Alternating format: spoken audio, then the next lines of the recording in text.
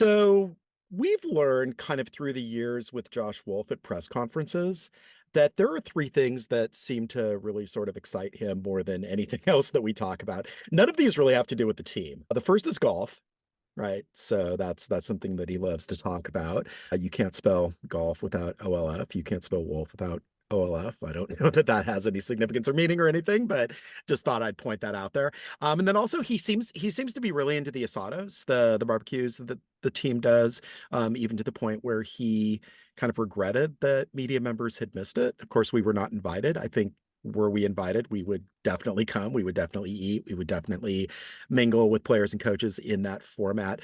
But the third thing that seems to really ignite him and make him smile and gives him great joy is hearing about your kickball exploits. And I wanted to get into kind of how that started, like what happened there, like how did that come up, and then why is this recurring motif that brings Josh Wolff great joy?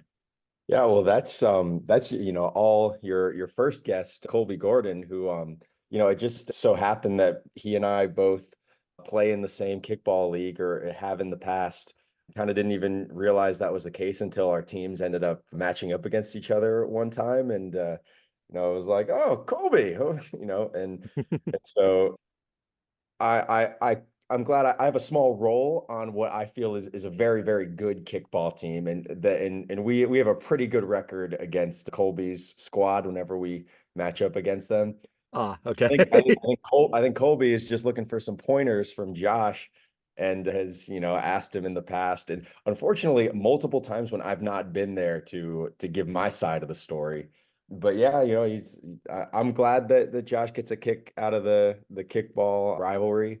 I'm by no means any kind of accomplished soccer player. I didn't have any formal coaching growing up, even though I try to play a lot now.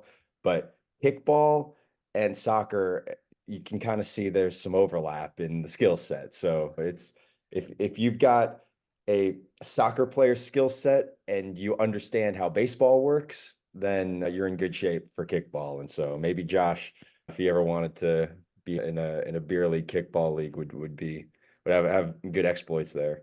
You talked about your small role. What is that small role? Well, it's just, I play in the outfield for the most part. I got the speed, Phil, you've seen on the in the media cup games that, Mhm. I got straight line speed. That's about it. But no, I mean, this team that is just been around for several years. We're friendly, but we're very competitive and we don't make a lot of mistakes, so we're tough to beat. So you have straight line speed and you play a kind of a marginal role in what the team's doing this year. No, I'm just saying it. I'm not the star. I'm not a bench player. I'm just part of a solid squad that we've assembled over the years. So you were the Ethan Finley of your kickball team. Emergency podcast. Verde did a thing, so we gotta talk about it. Emergency podcast. It's an emergency. Emergency podcast. Shut up, hurry up, shut up, hurry up, shut up. Emergency podcast. It's an emergency.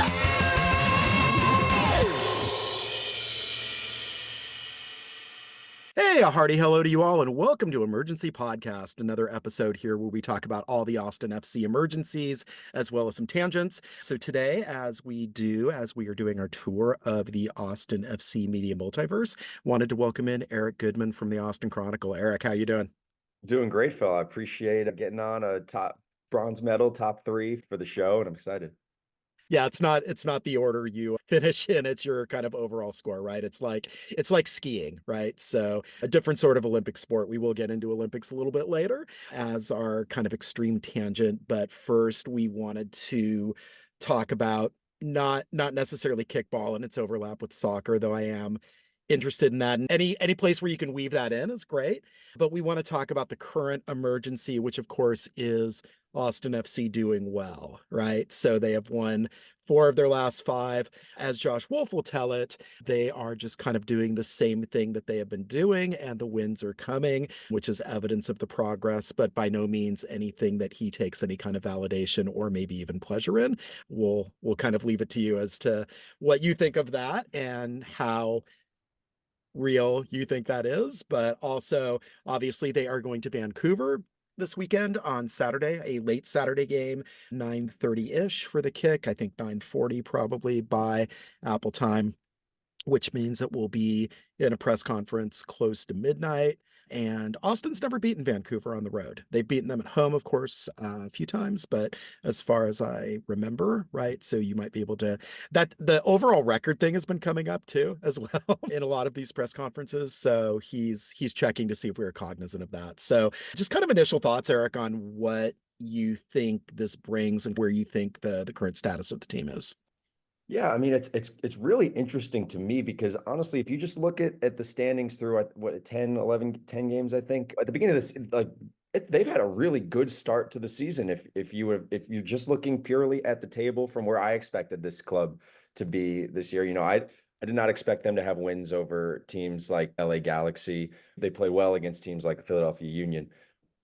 And yet it kind of feels like that just all snuck up on us so quickly. Like it doesn't feel vibes wise necessarily like it's like this team is playing all that well or doing as well as their results have suggested, especially over the last few weeks. But give them credit. I mean, I always say it, and I love to mention that winning is a skill, especially in soccer, where we see it all the time. You don't have to be the best team on the field necessarily to win a game, which means sometimes there is luck and you got to make your own luck and you got to learn how to grind out these games. You got to learn how to hold leads, which was a problem at the beginning of the season. And they've slowly kind of figured that out.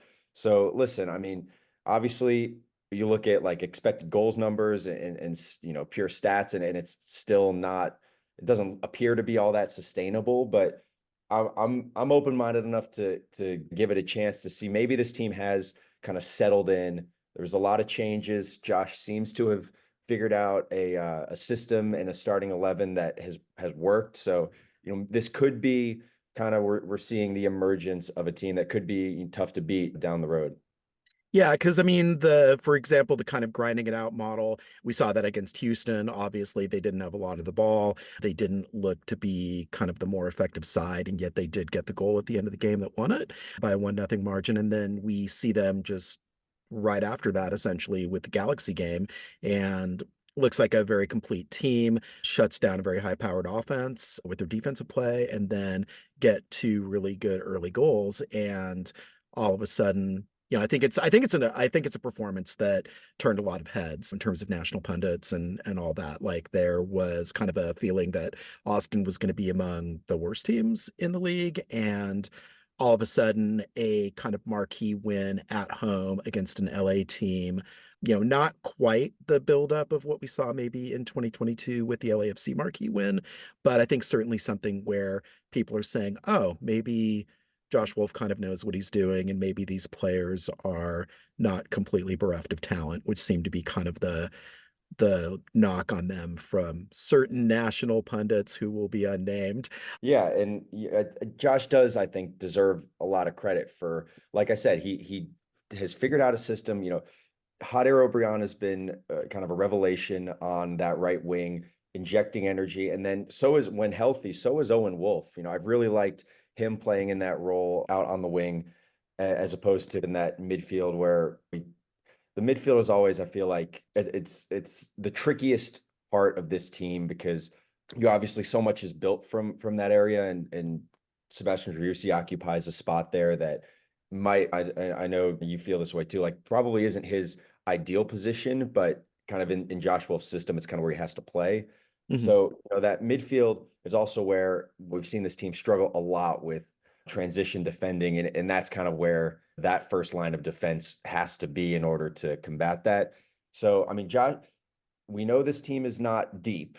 They, not just they don't have a deep amount of talent, they don't have a deep amount of bodies to Mhm. necessarily throw out there. So it's not an easy situation. And like I said, they haven't been blowing the doors off people. They really kind of have been scraping by and making the most of their chances. But I do think you got to credit the coaching anytime a team feels like it's kind of punching above its weight, which it does feel like that's what Austin's doing. I think Josh is entitled to, maybe spike the football a little bit and, Mhm. maybe sometimes takes that. We're in the crosshairs of that quite a lot, which I get a kick out of, but It's yeah, fine. good for him. Yeah, I mean, Obrion's a revelation in terms of just, fast guy run, and that helps the team. Although I feel like he is getting a little bit more comfortable now with some of the other attackers. I mean, you saw the goals that he had. I mean, one obviously really nice combination play with Rubio, leading to Rubio's goal, and then just being attentive to that incredible combination ring, slide tackle, and pass upfield. And then Wolff, I think, yeah, Owen Wolff, in terms of his play. To me, this team really still needs a wide playmaker, kind of like Fagundes was in 22, because I think that's where Driussi is best when he's receiving those sorts of passes. And Wolf's not necessarily that 100%, but I do think that he does provide some of that. And I think that that's been effective. Are there any other players that you think have been helpful and maybe surprising?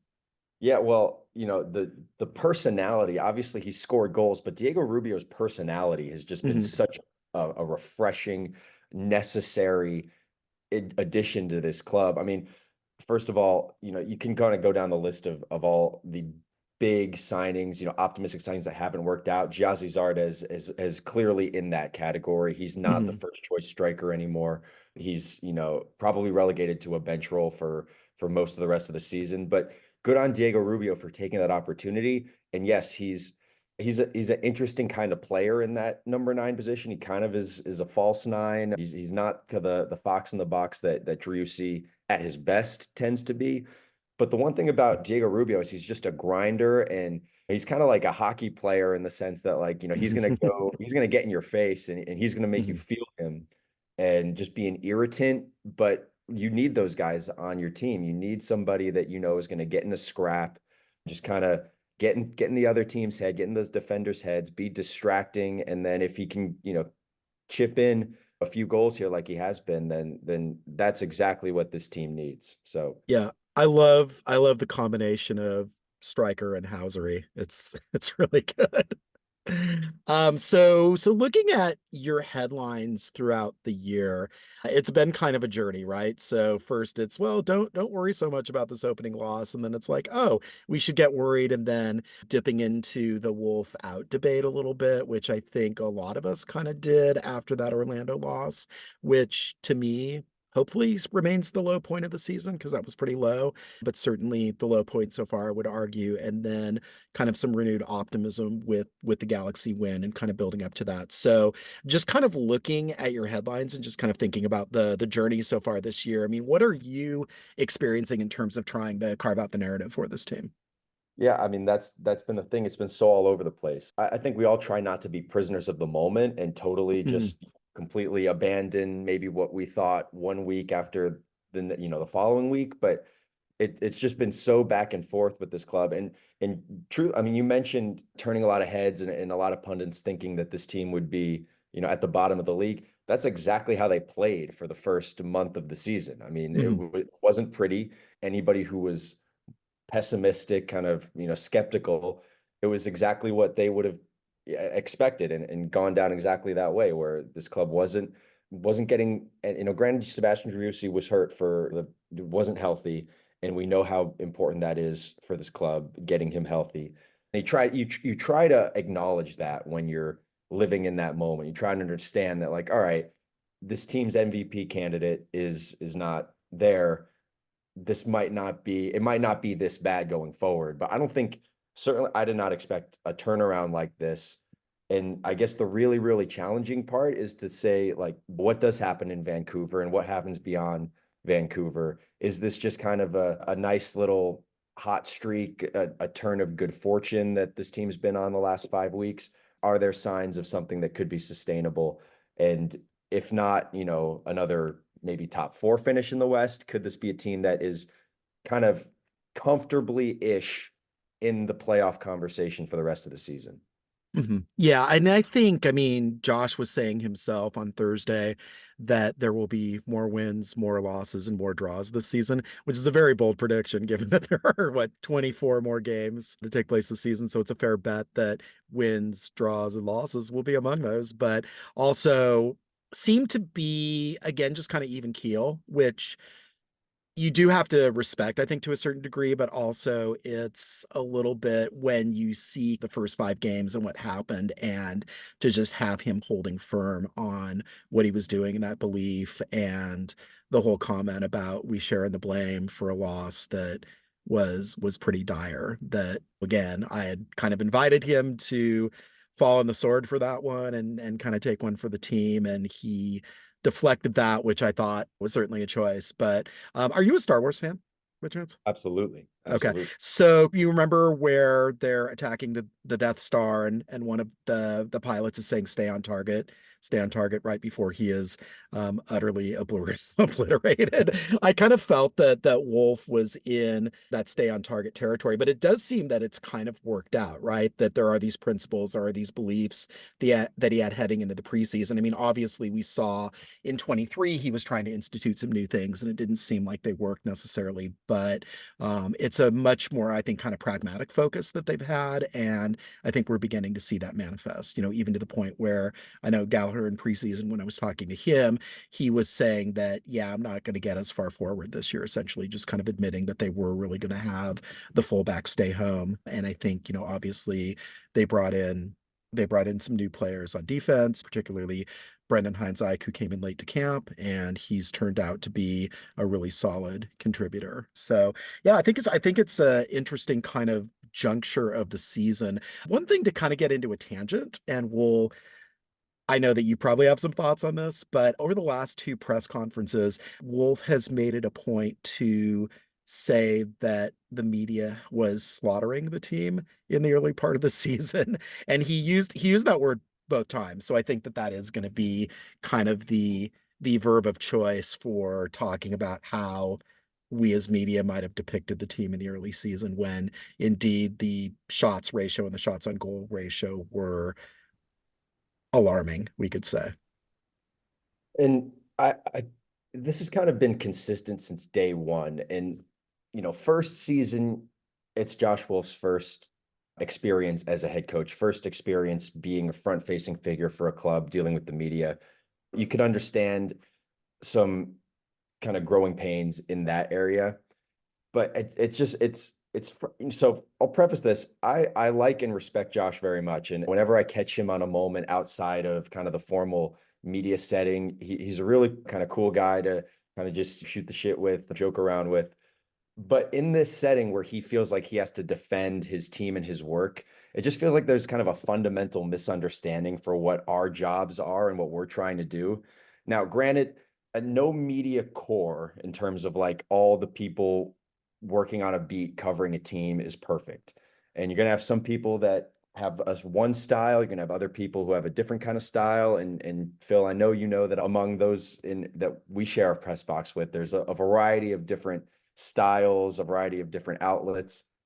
So it's not like everybody's coming at it from the exact same perspective, but I Mhm. can just say from my perspective, and I think yours too, like we are not we are not cheerleaders for the club, nor are we the kind of people that are going to be personally upset if the club does poorly. I mean, I've always felt like I'm not that far out of journalism school where I got kind of the old school perspective. I know a lot of this has changed when you got like, the bar stools and the lockdowns and a lot of these like kind of fan based media, sports media. So it's all changing, but I'm old school. I'm not an Austin FC fan. I've never claimed to be. I've actually specifically kind of tried to establish that I am by no means an Austin FC fan because I'm trying to come at it from no personal side of it. And that's what Josh can't seem to understand, that if I say the team had a bad loss and should have played better and didn't do, just okay, if he wants to say I'm slaughtering them, it's not because it's anything personal. That's just Mhm. what you've got to do when you're in this job, is you've got to call it like you see it. You've Mhm. you've got to trust your own eye. And if he disagrees with that, that's fine. But it just seems like there's this sense that Josh has, because it more than just talking about like slaughtering and that business. It's always like he always likes to say he groups media with fans a lot. If you notice that, Mhm. he'll talk like fans, media. They always remind us Mhm. that winning is the most important thing. It's like, you got to separate those two. They're different. I mean, yes, we fans are our customer base, so we have to be kind of cognizant about what their mindset is, what their mood is. But we're not as maybe some people are on the media core might consider themselves Austin FC fans.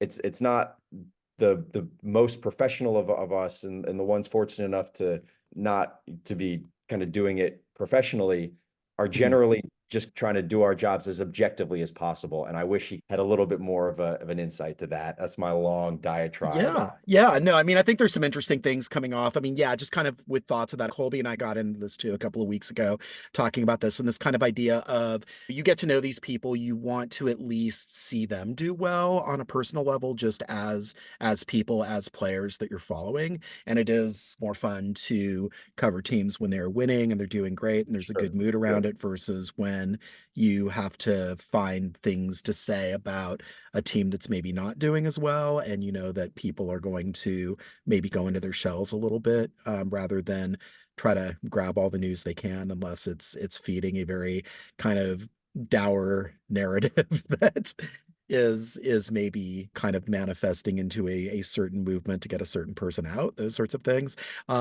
But I think that also, yeah, that you do have to have this kind of journalistic remove from it. And I definitely have kind of noticed that more, not just as somebody covering the sport, but also just kind of in terms of fandom, right? So not trying to, on a personal level, let a bad loss ruin your day. I mean, you can certainly be critical in the moment and talk about things and analyze. And that's why I like to bring numbers in too, is just that you have And facts, you real have quick, data.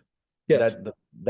that's one of the most frustrating or challenging things about covering soccer is that numbers probably are less relevant and less impactful than in any other major sport, I in think it my opinion. depends. Yeah. I mean, I think like possession, certainly we've been kind of going around about that a fair bit in terms of thinking about is possession really important and is winning the possession game. And obviously for certain teams, they don't want the ball at all, right? So I know that I think this was last year. I was kind of sharing with Ryan and then Josh overheard like St. Louis had like a 3-0 win and they had like 35% of the ball, and I just, you know, was kind of laughing about it. And Josh is like, yeah, that's what they want to do. So that's intentional. It's like, yeah, of course. I mean, that's kind of the point. But I mean, if you look at, you know, if you look at shots on goal, then I think that's certainly that can be indicative, but you also have to dig behind the numbers too, right? So, and that's kind of one thing that I found fascinating is that, okay, if you have a lot of shots, if you have a shot discrepancy, but if that's kind of by design and you also have a lot of block shots and you have shots that like really aren't testing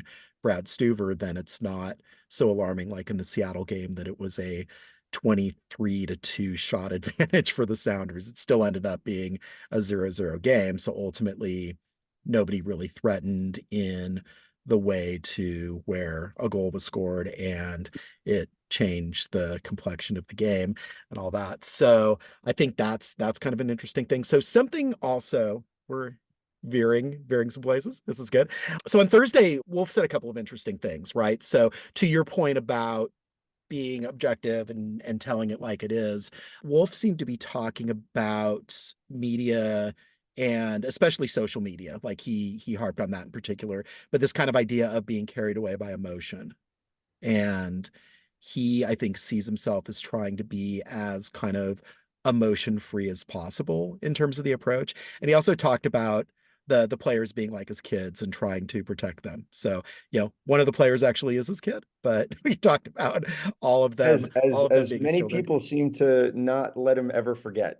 Oh no, not in the least. No. So yeah, so thoughts on that, just kind of this idea of he's trying to protect and emotionally insulate players against, and if they go on social media, you know, certainly the ebb and flow of the fan journey as you go throughout the season and see where you're placing in the very volatile MLS standings. Well, yeah, I mean, there's a really interesting psychology there, and I imagine a lot of that comes from Josh's experience playing in Germany, where that's such a German way of approaching your work, Mhm. trying to remove emotion from it. Pure now, one thing I will say about Josh Wolff, and I think this has been clear, and anybody who has ever seen Josh go about his business will vouch for this. I mean, he works as hard as a person possibly can at his craft, at his job. Mhm. he tries to be the most prepared coach he can possibly be, which I think is important.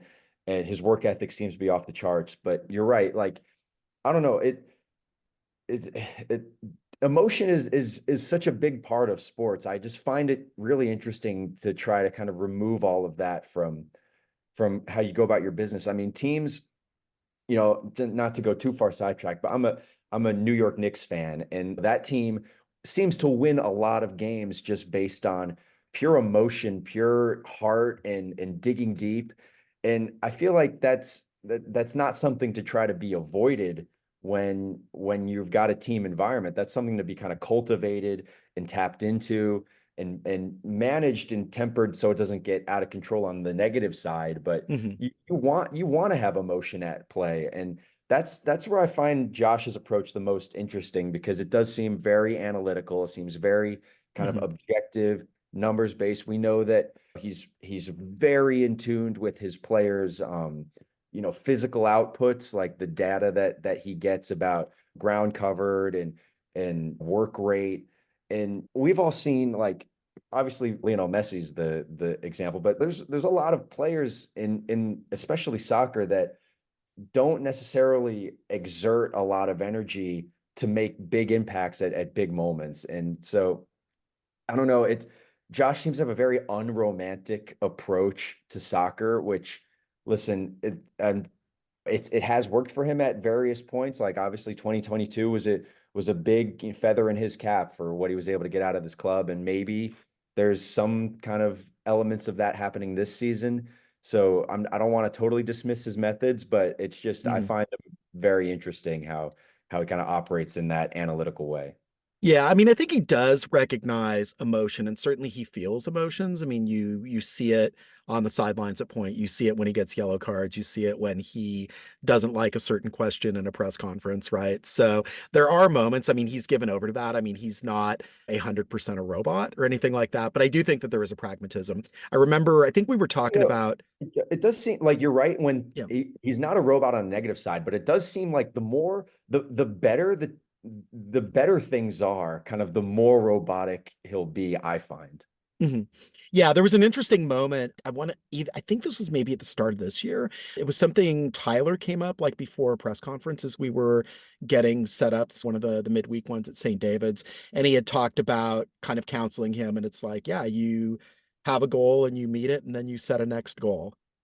And that seemed to be really kind of telling that that's the space in which he operates, right? That, yeah, there might be kind of a momentary savoring of meeting that goal, but it's always kind of okay, what is the next thing? What is the next box I have to check off? What is the next thing that I have to accomplish in this list of things that I want to accomplish? So, I mean, I think that shows ambition. I think that shows a kind of good sense of grounding and being results oriented, but then also you kind of look at the overall record, you look at two of the first three seasons being sub 40-point seasons, and again, that's a concern. I think that this is a really, I think, kind of telling year in terms of what Wolff's legacy is going to be as a coach, thinking about not just what he might do in his time at Austin FC, but what might come after, right? So does he have ambitions to eventually coach the US national team, which seems like that would be kind of a natural place for him to segue. Does he want the challenge of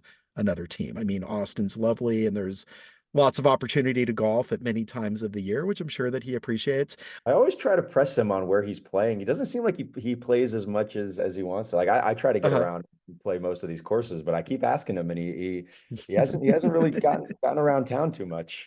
Do you think it's just like a virtual golf thing in part of his house? Do you Yeah, think maybe. that Yeah, maybe. Oh, I bet he's got a nice simulator set up. I mean, yeah, that's if I don't know how much MLS coaches are making these days, but hopefully that's where some of that. maybe we can get this out of Owen?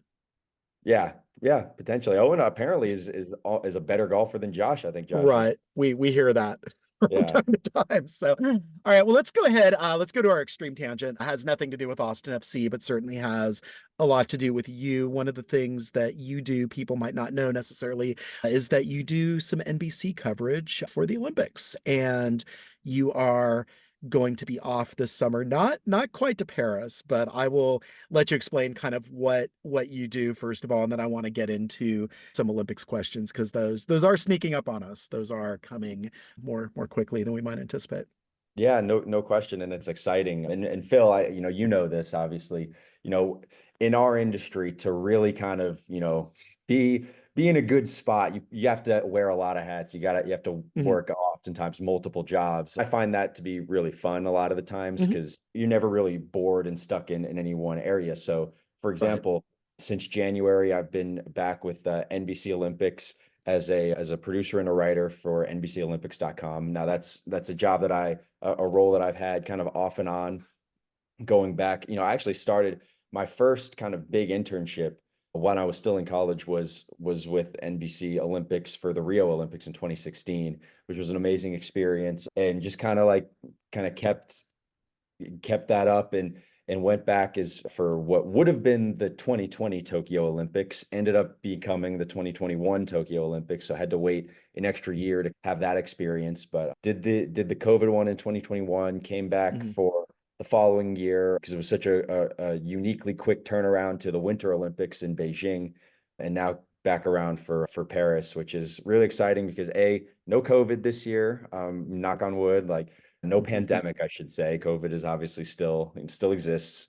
Um, and the time change will be about half as bad essentially as Japan and China, Hmm. because so where how NBC likes to do it. Unfortunately, they don't send as many people on site as they used to. And maybe if I was born earlier, I could have had an experience where I got to get paid to go cover the games on site, which would be incredible. But what they like to do now instead is they like to assemble the team in person, but at their headquarters in Stamford, Connecticut, which is a pretty incredible facility.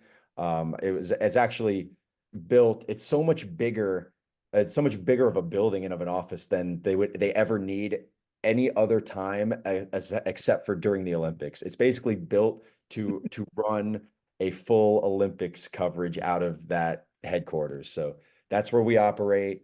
We do operate on the game schedule, the competition schedule, which means we're operating as if we are local time wherever the games are. So, Hmm. for Tokyo, that was a brutal, completely flipped schedule where Hmm. my started at 8 in the evening and ended at 8 in the morning.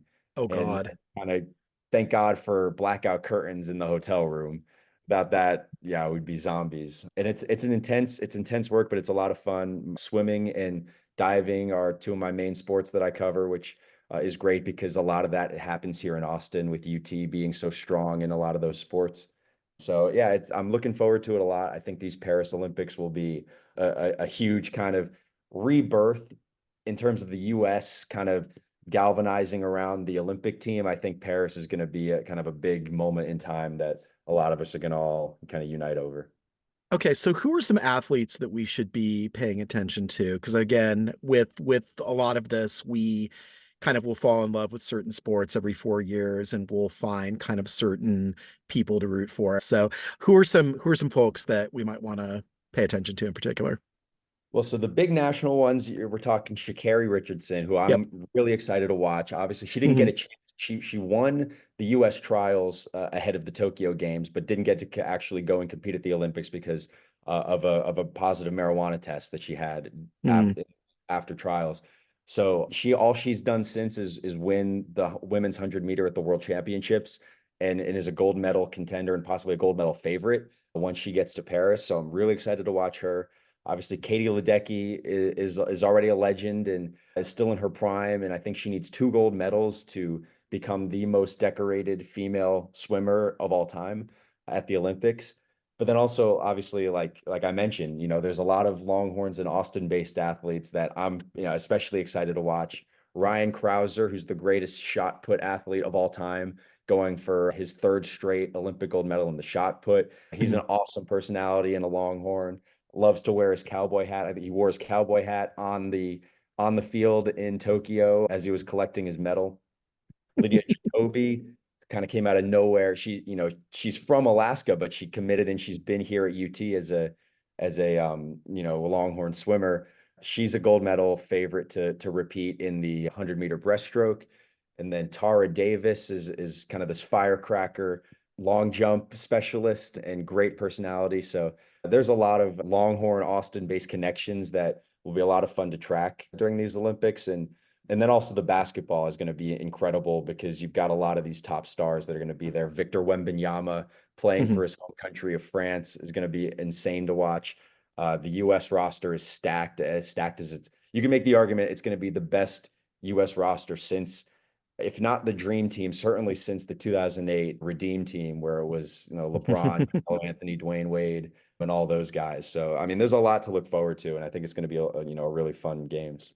Who are the kind of standout stars for the U.S. basketball team who have committed? Yeah, I mean, pretty much, everybody. So LeBron was the first one to declare. I think LeBron understands this is his last chance to represent Team USA at the Olympics. So Mm. he was early to commit, and obviously, as LeBron goes, so does so many of these other big American stars. Obviously, Anthony Davis, his running mate in Los Angeles, For now. he's committed. The interesting, well, Steph Curry will be there, obviously, kind of a starting point guard.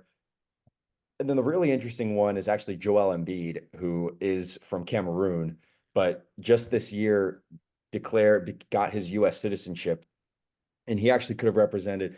Cameroon is rarely, if ever, going to actually qualify for an Olympics. So he also had options to represent France, and then, or he could have did what he did, which was get his U.S. citizenship. So if he's healthy, he's going to be one of the centerpieces. Kevin Durant, ex Longhorn, he's on the roster. So I mean, it really is a who's who of Americans, and I think Anthony Edwards is too, which he could be kind of the real breakout star for this team. He looks like, in terms of Americans, because the NBA is now at the top of the NBA is a lot of European based players, a lot of Mhm. whom are also going to be competing at the games. So Americans are kind of it's not as dominant at the top of the game as it used to be in terms of Americans. Which is good, right? In terms of competition. And It's good, and they're still far and away the gold medal favorites because of how deep that U.S. roster is. But they are going to come up against teams like France with Wembanyama, potentially Rudy Gobert, Nick Batum. It's not going to be a walk in the park, and they will have to be a dialed-in, focused team in order to cruise to the gold medal. so there's a chance that France will play the US because that's the one that I would want to see. And so basketball is not a sport that I cover, so I'm not as dialed in with it. But I think they are in the same group so Mm. I think there's going to be at minimum a prelim game between those two countries, which is, yeah, I mean, that's going to be absolutely must see television. Right. And then let's talk about soccer too, because obviously that's a part of the Olympics that I think a lot of us would gravitate towards. What do you know about that? I know that's not one that you're explicitly covering, but Yeah, what do you but know yeah, about? obviously I'm still dialed into that, and yeah, it's great that the U.S. men have qualified once again for, I think, the first time since 2008. Mm. And obviously with the men's Olympic rosters, it's always a question of, it's a U23 tournament, but you can have three overage players. Now, also, clubs are not required to release players. So you do have to work within, if you have a club that, if, for example, where's Geo at? Nottingham Forest now? If Yeah, Nottingham yeah. Forest, yeah, if Nottingham Forest has now, obviously Geo is obviously a kind of a shoe in to go to Copa America. So it's unlikely that you can have a lot of guys that try to double dip in terms of play on Copa America with the senior team and also play at the Olympics. But it just kind of, for example, if there's a player that US wants to bring to the Olympics and their club is not willing to cooperate, it's just got to go down the roster, pick up the next guy. But it'll be really interesting to see kind of who gets an invite. I feel like Owen Wolf is kind of really a he's, I don't think he has no chance to make it. I think he's a long shot to make this roster, but Hmm. you never know if he can continue to put together some really good performances, if he can get healthy and put together good performances this year. I think he has a chance to be one of the last couple names added to that roster. Um, Interesting. yeah, and then just because he's no stranger to the U.S. youth national teams. This is officially a youth national team competition. That's how the U.S. treats it, as a youth competition. But it's just exciting to kind of see who's going to be kind of see that next generation for Team USA. And then obviously on the women's side, the Olympics has been a struggle in recent years. It's going to be the first major tournament for Emma Hayes, which is really exciting to see what she's going to coming from Chelsea, where she's had incredible success.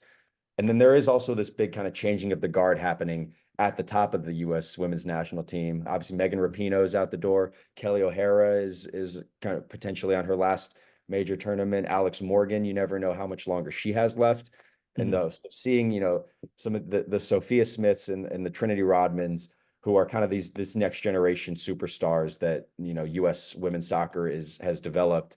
This could be their coming out party. And it's a smaller tournament than the World Cup. It goes by real fast. So it's gonna be 0 to 60 real quickly. But I mean, both national teams are gonna be really, really exciting to watch. Yeah, and I haven't looked this up of late, but wondering if this is Mel Swanson in a place where she could start playing again, because she was obviously missed at the World Cup. Yeah, I don't know what her latest is coming off that injury, but obviously if they can get her on the field, that'll be huge. Yeah, that'll be a big difference maker for sure. Yeah, that's going to be interesting. Yeah, I mean, certainly, yeah, it is this kind of changing evolutionary time. And as we've seen with, yeah, like you were saying, some past Olympics tournaments and certainly the past World Cup, the US is not necessarily a shoe in to win things anymore. So the way that they once were. So that is going to make it really interesting.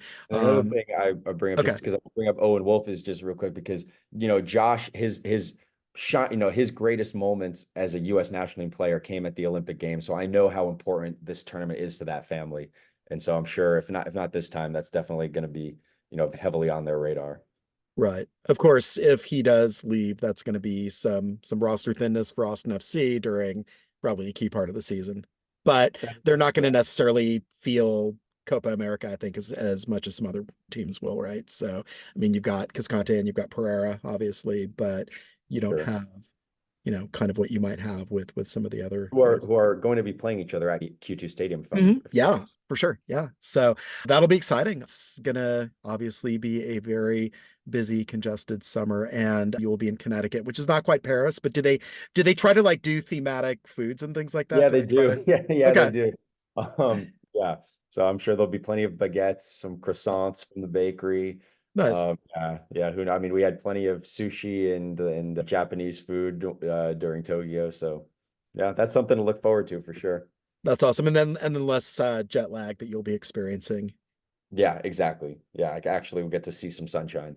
Good. That's important. Well, limited sunshine, right? Because you'll be in a facility for a lot of the time. But yeah, well, good. Well, thanks so much. Appreciate having you on. And just any kind of last kind of well wishes and thoughts you want to give anyone we've mentioned here. Well, I want to give you some well wishes, and this Oh, podcast thanks. is fun. And I'm excited to see anybody you can tease that's coming up, or are we keeping that under wraps for? Actually, yeah, we have lineup for next week. Thomas Rongen. So Thomas Rongen is a former MLS coach. He's now broadcaster, does things for CBS, covers Inter Miami, among other things. You might have seen we coined something called the Thomas Rongen line. Chase Hoffman, a friend of the podcast and the site, was basically looking at records for coaches throughout the entire MLS spectrum from 1996 on. And we were trying to figure out something that was like a minimum playoff line.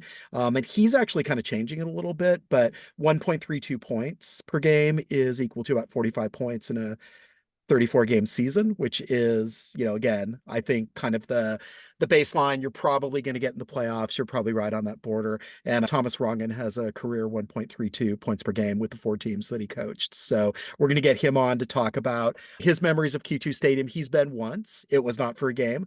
And then just talk to him a little bit about kind of his experiences covering the league and obviously keeping a close eye on Inter Miami and all their exploits. Excellent. I love that. Yeah, we needed the Mendoza line for soccer. Yes, we did. Yeah. And now we have it, and we're also monitoring to see if Josh Wolff will raise himself above that. So he's close. So, and certainly the last 5 matches have helped. So don't tell Adrian Healy. Oh yeah. Adrian Healy is probably aware as well. All right. Thanks so much. And thanks to everybody out there. We'll see you next week.